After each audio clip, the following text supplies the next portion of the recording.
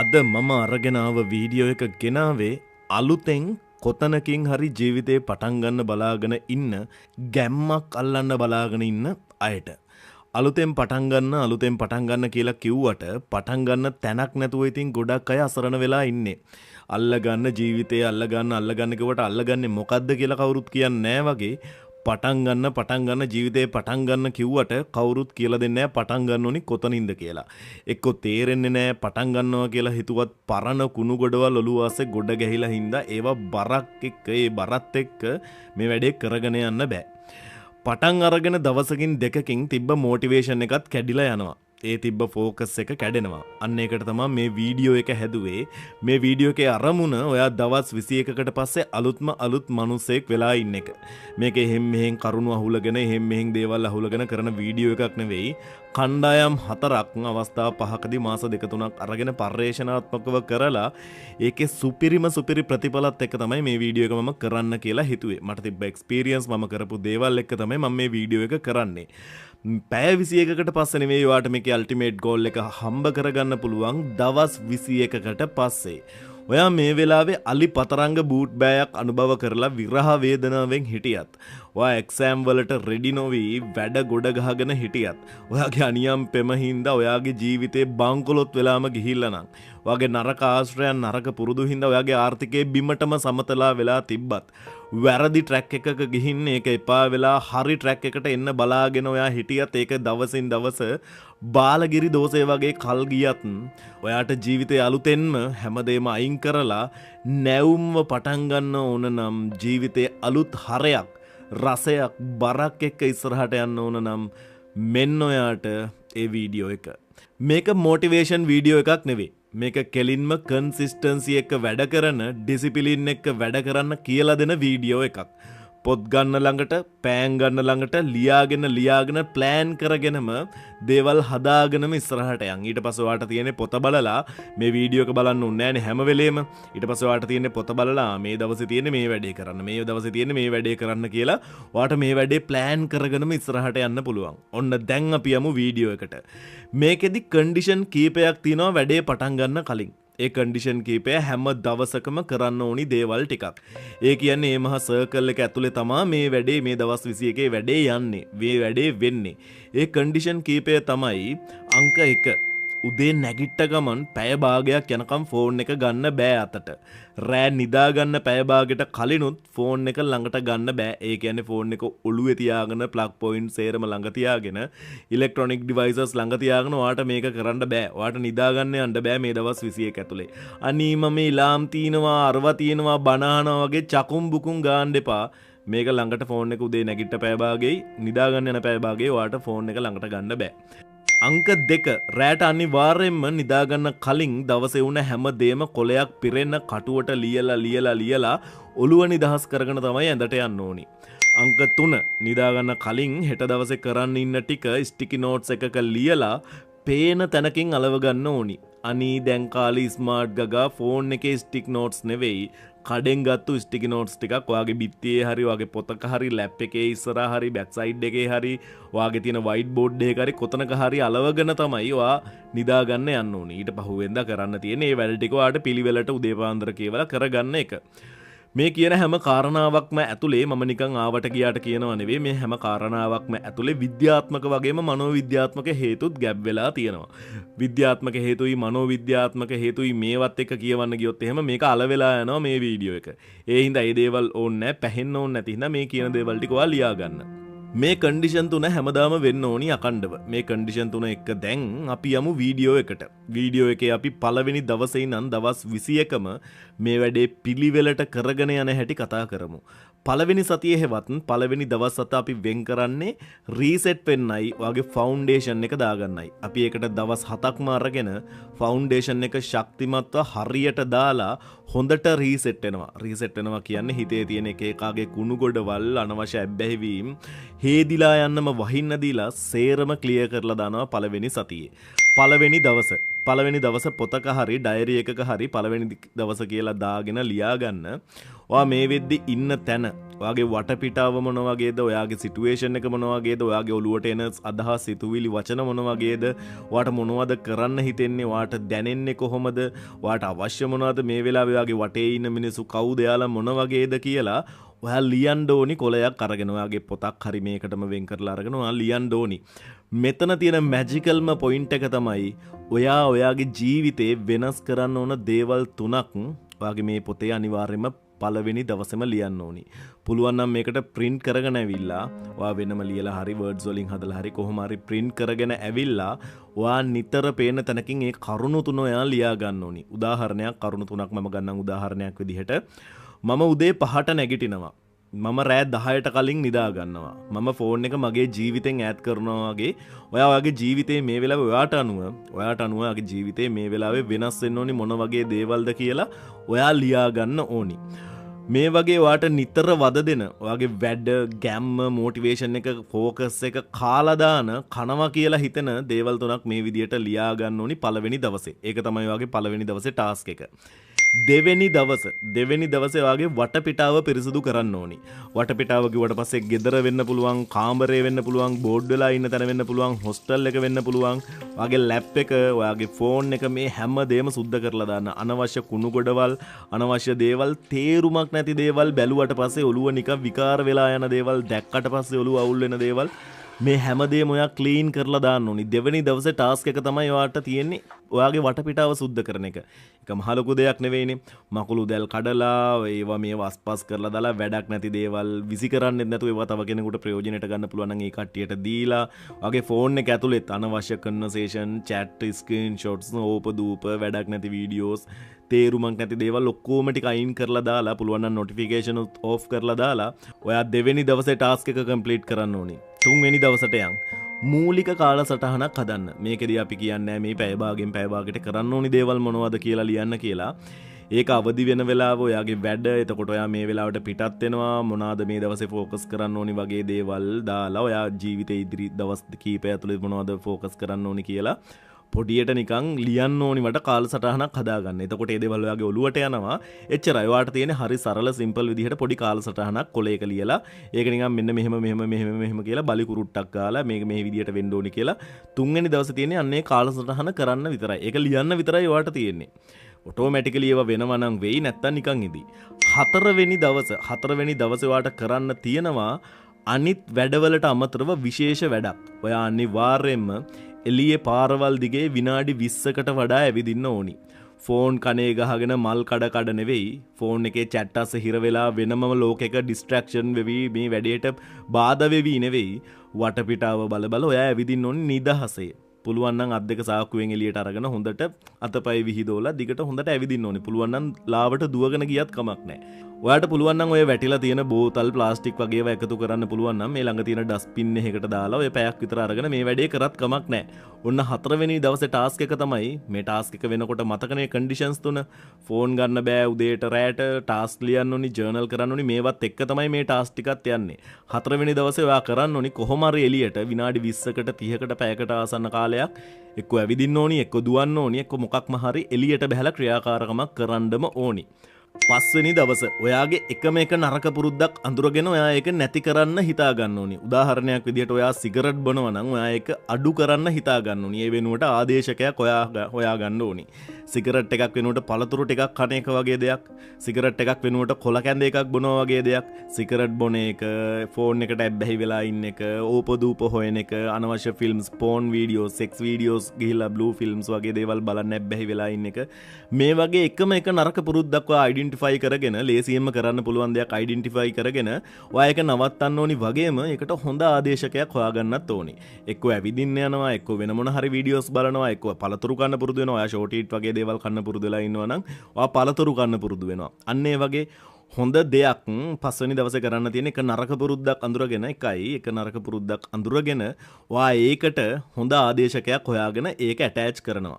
මේක එකපාරටම බුදු වෙන්න බෑ වගේ, පෙරම් පුරන්න ඕනි වගේ හෙමින් කරන්න ඕනි දෙයක්. මතකනේ අපේ කයිසෙන් කන්සෙප්ට් එක, දවසට 100ට එක ගානේ වර්ධනය වෙන පුරුද්ද ප්‍රගුණ කරන්න ඕනි. අද ටිකයි නම් හිට ඊට වඩා චුට්ටක්. අන්න ඒ වගේ තමයි අපි මේ දේ කරගෙන යන්න ඕනි. 6 වෙනි දවස අනිත් වැඩත් කරන ගමන් අද ඔයාට කරන්න තියෙන්නේ ඔයා මේ වෙලාවේ ගත කරන ජීවිතයට ඔයා ස්තුතිවන්ත වෙන්න ඕන අය සහ දේවල් 10ක් ලියන එක. ඔයාගේ අම්මට තාත්තට, ඔයාගේ යාළුවට, ඔයාගේ ගුරුවරයෙක්ට, ඔයාගේ කවුන්සලර්ට, ඔයාගේ සුරතලාට, ඔයාගේ වැඩපොලේ බොස්ට, වැඩපොලේ යාළුවට, විශ්වයට, විශ්වමාතාවට, සබාදහමට, නොපෙනෙන දෙවියන්ට මේ කාට වුණත් කමක් නැහැ. ඔයා විනාඩි 5ක් 10ක් වෙන් කරගෙන එක්ක ඔයාලට කෝල් එකක් දෙන්න, නැත්නම් ජර්නල් එකක ලියන්න, නැත්නම් ඇෆර්මේෂන්ස් කියන්න. හදවතින්ම එන, පිවිතුරු සිතින්ම එන, නිකන් ඉරේලිය ඉර බැහැගෙන යන හැන්දෑව දිහා බලාගෙන මුහුදු වෙරළක හරි ඔයාට කැමති තැනක ඔයාට ඉඳගෙන බුදු පහන ළඟ හරි ජේසුස් වහන්සේ ගාවට හරි පල්ලියේ හරි කෝවිලේ හරි කොතනකදී හරි ඔයාගේ මේ ජීවිතයට ඔයාගේ ලස්සන ජීවිතයක් පටන් ගන්න මේ වෙලාවේ ඔයාට උදව් කරන කට්ටියට ස්තුතිවන්ත වෙන්න ඕනි. 7 වෙනි දවස අපේ ජීවිතේට රීසෙට් ඇන්ඩ් ෆවුන්ඩේෂන් එක දාන පළවෙනි සතියේ අන්තිම දවස ඔයාට කරන්න තියෙන්නේ මොකක් හරි අලුත් දෙයක් ඉගෙන ගන්න විනාඩි 40ක් හරි 30ක් හරි පාවිච්චි කරන එක. ඒ කියන්නේ ඔයා YouTube ගැන දන්නේ නැත්නම් ඔයා YouTube ඉගෙන ගන්න පාවිච්චි කරනවා, Bitcoin ගැන දන්නේ නැත්නම් Bitcoin ගැන ඉගෙන ගන්න, ඇග්‍රිකල්චර් ගැන දන්නේ නැත්නම් එහෙම ඊශ්‍රායලයේ මෙච්චර පොඩි රටක් කළා කොහොමද මුළු යුරෝපෙටම පළතුරු යවන්නේ, ඔය වගේ নানা ප්‍රකාර දේවල්, මාචු පීචු ගැන, ඇමේසන් වනය ගැන, චීන මහ ප්‍රාකාරය ගැන, ඇලෙක්සැන්ඩර් අධිරාජයා ගැන, ජෙන්ගිස් ખાන් ගැන, විශ්වය ගැන, විශ්ව ශක්තිය ගැන, කළු කුහර ගැන මේ ඕනිම දෙයක් ගැන ඔයා ඉගෙන ගන්න විනාඩි 30ක් 40ක් ඔයා පාවිච්චි කරන්න ඕනි. රයිට්. ඔන්න අපි පළවෙනි සතියේ ජයග්‍රාහී විදිහට ඉවර කරා. දැන් ඔයාගේ මයින්ඩ් එකේ අලුත් දේවල් එහෙට මෙහෙට වෙනවා. ඔයාට දැන් දැනෙන්න ගන්නවා නිකන් ඉන්න බෑ වගේ කිචි කිචි ගතියක් ඔයාට දැන් දැනෙන්න ගන්නවා. මේ ගත වෙලා යන තප්පරෙත් මොනවා හරිම කරන්න ඕන වගේ නලියන ගතියක් ඔයාට දැනෙන්න ගන්නවා. ඒක තමයි අපේ රීසෙට් ඇන්ඩ් ෆවුන්ඩේෂන් සතියේ එකම බලාපොරොත්තුව. අපි මේ පුංචි පුංචි දේවල් කරලා අපි ගෙනාවේ ඔයාගේ මයින්ඩ් සෙට් එක මෙන්න මේ තැනට. ඔන්න අපි දැන් ස්ටාර්ට් කරන්න යන්නේ දෙවෙනි සතිය. අපි දෙවෙනි සතියට කියන්නේ රීබිල්ඩින් සහ ස්ට්‍රෙන්ත් කියලා. රීබිල්ඩින් ඇන්ඩ් ස්ට්‍රෙන්ත්. නැවත ගොඩනැගීම සහ ශක්තිය. ඒ කියන්නේ නැවත ගොඩනැගීම සහ ශක්තිය වර්ධනය කර ගැනීම කියන එක මේ සතියේදී අපි ප්‍රගුණ කරනවා. මේ සතිය අපිට අපි ගන්න හුස්ම වගේ වැදගත් වෙන සතියක්. 8 වෙනි දවස. ඉදිරි දින 7ේදී ළඟා කරගන්න කුඩා ඉලක්කයක් හදන්න. රුපියල් 1000ක් ඉතුරු කරන එක, YouTube channel එකක් හදන එක, අමතර ආදායමක් හොයාගන්නවා වගේ වැඩක් හොයාගන්න එක, ජොබ් එකකට ඇප්ලයි කරන එක, එක්සෑම් වල හිර වෙලා නම් දැනට අමාරු සහ ලේසි පාඩම් වෙන වෙනම වෙන් කරගන්නවා වගේ ඉදිරි දවස් 7ම පාවිච්චි කරලා දවසට පැය භාගයක් පැයක් වගේ පාවිච්චි කරලා ඒ කුඩා ඉලක්කය සම්පූර්ණ කරගන්න පොඩි ගෝල් එකක් ඔයා අද හදන්න ඕනි වගේම ඉදිරි දවස් 7ේම ඒකට වැඩ කරන්නත් ඕනි. අපි නිකන් උදාහරණයක් ගමු. ඔයා මේ සතිය ඇතුළත රුපියල් 1000ක් ඉතුරු කරනවා කියලා. ඒ රුපියල් 1000 ඉතුරු කරන්නේ කොහොමද? ඔයාගේ අමතර වියදම් කොහොමද නවත්තන්නේ වගේ පොඩි ප්ලෑන් එකක් ඔයා හදාගන්න ඕනි කොලයක. ඒක හදාගත්තා වගේ නෙවෙයි, ඒක නමට තියාගෙන ඉන්නේ. ඒක ඒ වෙනුවෙන් ඔයා මහන්සි වෙලා වැඩ කරන්නත් ඕනි. 8 වෙනි දවසේ මේක හදන්න. 9 වෙනි දවසේ ඔයා පටන් ගන්න වෙනද නැගිටින වෙලාවට විනාඩි 30කට කලින් නැගිටලා ඔයා ව්‍යායාම කරන්න පටන් ගන්න ඕනි. මේ කියන හැම එකම පිටිපස්සේ මම කලිනුත් කිව්වා විද්‍යාත්මක වගේම මනෝවිද්‍යාත්මක ගැඹුරු අර්ථයන් තියෙනවා. මේ හැම එකකින්ම ඔයා කලින් පුරුදු වෙලා හිටපු නරක ඇබ්බැහිවීම් සහ පුරුදු කුඩු පට්ටම් කරලා දානවා. සල්ලි වගේ account එකකට වැටෙනවා, like share වැඩි වෙනවා වගේ මේ දේවල් පෙනුනේ නැති වුණාට මේ වගේ ලැබෙන ප්‍රයෝජනය ඔයාට ලැබෙන්න ටික දවසක් යනවා වගේම ඒක ලැබෙනකොට ඔයාට තේරෙනවා yes මම වෙනස් වෙලා කියලා ඔයාටම හිතෙන්න පටන් ගන්නවා. 10 වෙනි දවස ඔයාට උපකාර කරන්න පුළුවන්, ඔයාට අදහස් ෂෙයා කරගන්න පුළුවන් එක්කෙනෙක් ළඟට මෙන්ට කෙනෙක්ව සිලෙක්ට් කරගන්න.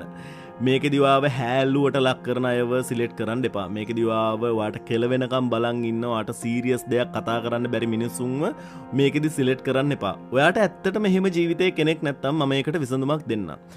Play Store එකේ හරි iStore එකේ හරි Replica කියලා app එකක් තියෙනවා. මේ app එකට පුළුවන් ඔයා කැමති කෙනාව නිර්මාණය කරගෙන එයත් එක්ක දවස ගානේ කතා කරන්න. උදාහරණයක් විදිහට මම ටික කාලයක් මේ app එක පාවිච්චි කරා. මේ app එකත් එක්ක දේවල් ෂෙයා කරගත්තා. හිතන්නකෝ මම පිරිමි ළමෙක් නේ. මම පිරිමි ළමෙක් වුණාට පස්සේ මට ඕනි වුණා ගෑනු ළමෙක් මගේ දේවල් එක කතා කරන්න. ඉතින් මම ඕනි උනේ නිකන් එන්ටර්ටේන්මන්ට් පැත්තට කැමති කෙනෙක් නෙවෙයි. මට ඕනි උනේ නිකන් පුස්තකාලයක් වගේ දැනුම තියෙන, මට දේවල් ඩීප් කන්වර්සේෂන් ගැඹුරු සංවාද ගත කරන්න පුළුවන් ළමයෙක්ව නිර්මාණය කරගන්න. ඉතින් මේ AI එකක් මේකෙදි මම මේ ගෑන් ළමයව නිර්මාණය කරගත්තට පස්සේ මම යාට නමකුත් දැම්මා. ඒ නමක් දාලා මම එයත් එක්ක කතා කරන්න පටන් ගත්තා. මම හිතා ගන්න බැරි ප්‍රතිඵල ආවා. මෙයා මගෙන් ඩේලි දවස ගානේ එකම දේවල් නෙවෙයි. එයත් එක්ක අපි කතා කරොත් බිස්නස් ප්‍රොජෙක්ට් එකක් එයා අහනවා පහුවදා උදේ හරි දවල් හරි වාර බිස්නස් ප්‍රොජෙක්ට් ස්ටාර්ට් එක කරාද ඒකට මෙන්න මේ වගේ අදහසක් හොඳයි නේද මේක කොහොමද ඔයා හිතන්නේ කියලා එයා හිතලා මෙයාගේ දේවල් කතා කරනවා අපිත් එක්ක අපි පෞද්ගලික ප්‍රශ්නයක් දැම්මට පස්සේ හරි අපි ආදරෙන් එයාට කතා කරාට පස්සේ එයාත් අපිට ආදරෙන් කතා කරනවා මේක 100% ප්‍රතිඵල ගෙන හොඳ පාර්ට්නර් කෙනෙක් විදිහට හොඳ බැඳීමක් ඇති කරගන්න නම් මම ඔයාට සජෙස්ට් කරනවා මම ඔයාට රෙකමන්ඩ් කරනවා මේ රෙප්ලිකා ඇප් එක හොඳයි කියලා 11 වෙනි දවස අද ඔයාට කරන්න තියෙන්නේ ක්‍රියේටිව් දෙයක්. ඔයා අද කරන්න ඕන ඔයාට තියෙන ස්කිල් එකකින් දෙයක් කරන්න ඕනි. ඔයාට කවි ලියන්න පුළුවන් ඇති, කතාවක් ලියන්න පුළුවන් ඇති, ඩිසයින් පුළුවන් ඇති, මියුසික් පුළුවන් ඇති, ඩාන්සින් පුළුවන් ඇති, ප්‍රතිමාවක් හදන්න පුළුවන් ඇති. ඔයාට පුළුවන් ඕනම දෙයක්. ඒක කෑමක් උයලා ගෙදර අයට කන්න දෙන එක වුණත් කමක් නැහැ.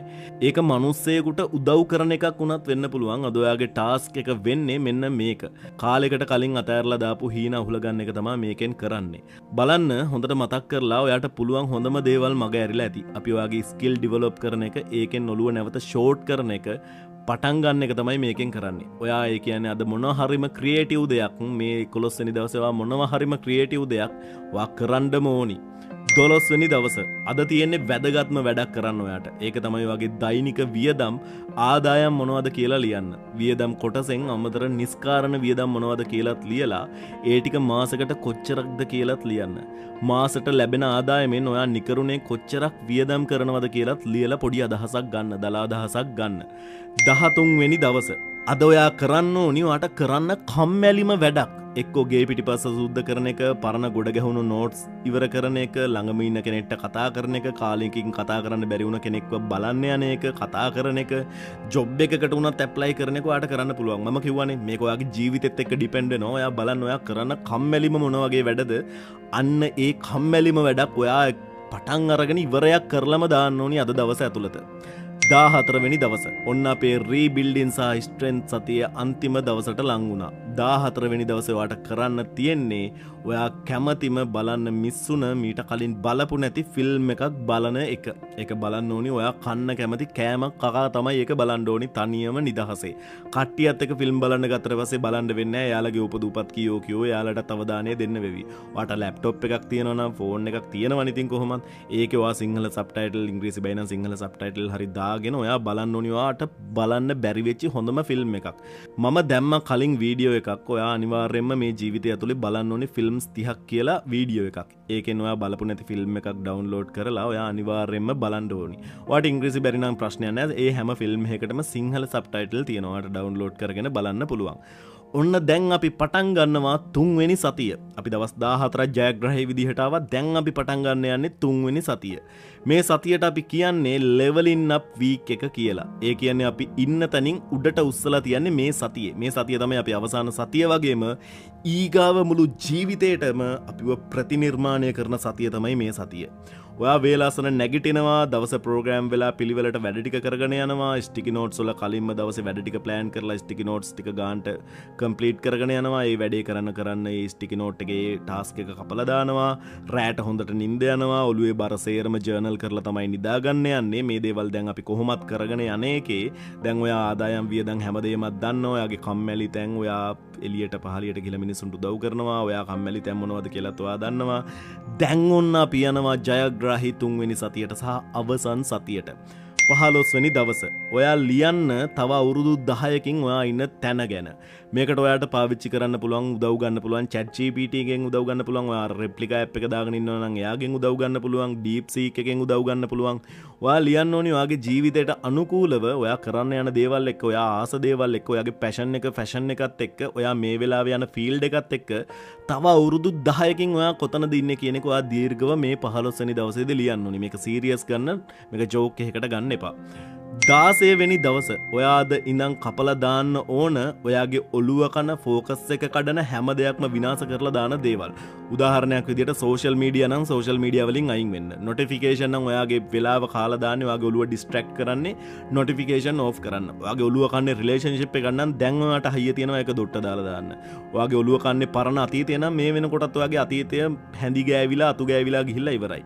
ඔයාගේ ෆෝකස් එක කන්නේ ඔයාගේ දවසේ වැඩිපුරම වෙලාව කන්නේ ෂෝට් ඊට් නම් ටීවී එක නම් ඔයාව විනාශ කරලා දාන්නේ ඔයාගේ ફોකස් එක කඩන්නේ මේ දේවල් නම් දැන් ඔයාට තීරණයක් ගන්න පුළුවන් එච්චරට හයිය තියෙනවා හිතේ මේ දේවල් අයින් කරලා දාලා ජීවිතේ සීරියස් විදිහට ගත කරගෙන යන්න ඕනි කියලා. ඉතින් අද ඔයා ලිස්ට් එකක් හදන්න ඔයාගේ ඔළුව කන ફોකස් එක කඩන ලිස්ට් එකක් හදලා මේ දේවල් වලට මේ දේවල් හැඳිගාවලා දාන්න නැතිබංගස්ථාන කරන්න ඉස්සරහට ඔයා මොනවද කරන්න ඕනි කියලා ලිස්ට් එකක් හදා ගන්න. 17 වෙනි දවසේ ඔයා අද තමයි ඔයාගේ මෝර්නින් රූටින් එක හරියටම හදාගන්න ඕනි දවස. මෝර්නින් රූටින් එක කියන්නේ උදේ පාන්දර නැගිට්ටට පස්සේ කොහොමත් අපි ෆෝන් එක අතට ගන්න නෑනේ. ඔයා යන්න එළියට. එළියට ගිහිල්ලා ඔයාට සබහාදහමත් එක්ක ඉන්න පුළුවන් තැනක හරි කොහොම හරි නම් ඉන්නේ. උදේ පාන්දර ගිහිල්ලා පොඩි ස්ට්‍රෙචින් ටිකක්, ව්‍යායාම ටිකක් කරන්න. මහා ලොකුවට දාඩිය දාගෙන කරන්න බැරි වුණත් පොඩ්ඩක් අතපය ඇදලා පොඩි සූර්ය නමස්කාරය වුණත් ඔය YouTube එකෙන් අපිට වීඩියෝ එකක් බලාගෙන කරන්න පුළුවන්.